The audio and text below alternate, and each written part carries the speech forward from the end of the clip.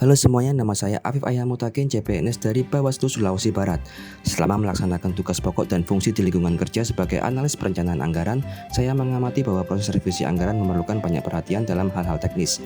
Terlebih lagi, penulis masih terbilang minim pengetahuan tentang perencanaan anggaran, kurang optimalnya transfer ilmu atau sharing knowledge dari atasan, dan tidak adanya bekal ilmu di awal. Proses revisi anggaran tidak dapat diselesaikan dengan lancar dikarenakan berbagai masalah yang ada, dikarenakan harus belajar dari nol dengan cara melakukan yang terlebih dahulu atau learning by doing. Solusi atas masalah yang saya gagas adalah dengan membuat buku saku panduan cara revisi anggaran 2021 atau disingkat Pacaran 2021. Dengan adanya konsep buku saku tersebut diharapkan dapat meningkatkan efisiensi dan efektivitas revisi anggaran di lingkungan Bawaslu Sulawesi Barat, sehingga kegiatan tersebut dapat terlaksana dengan tepat dan cepat. Untuk memudahkan penulis dalam melakukan penyusunan buku saku, maka disusunlah kegiatan yang akan dilaksanakan pada saat habituasi di lingkungan unit kerja. Buku saku ini disusun dengan tujuan agar nantinya CPNS atau staf baru atau bahkan pimpinan baru punya bekal pengetahuan dan gambaran umum tentang proses tata cara revisi anggaran.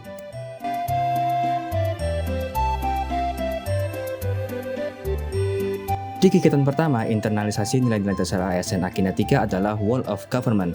Dalam kegiatan ini, saya melakukan pertukaran informasi, perencanaan bersama, dan konsultasi dengan berbagai pihak. Dan nilai aneka yang saya terapkan adalah akuntabilitas dengan indikator tanggung jawab, kejelasan transparan, nasionalisme dengan indikator tidak memaksakan kehendak orang lain, mengutamakan musyawarah dalam mengambil putusan, dan kepercayaan kepada Tuhan Yang Maha Esa. Etika publik dengan indikator bersikap hormat, tulus, dan sopan.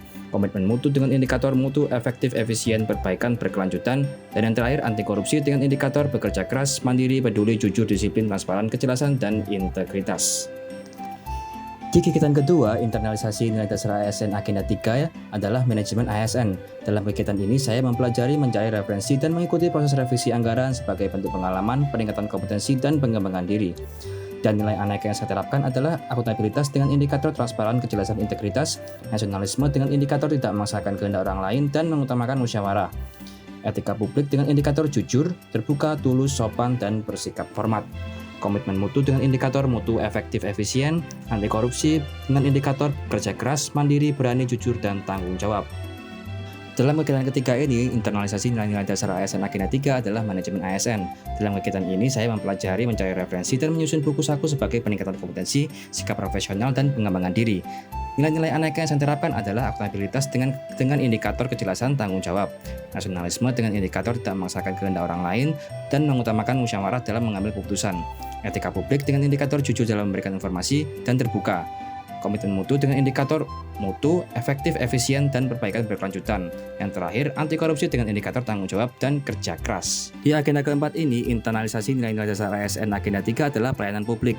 Dalam kegiatan ini, saya mensosialisasikan buku Pacaran 2021 kepada para staf keuangan di Bawaslu Sulawesi Barat, merespon pertanyaan mereka, dan mendistribusikan versi final buku Pacaran 2021.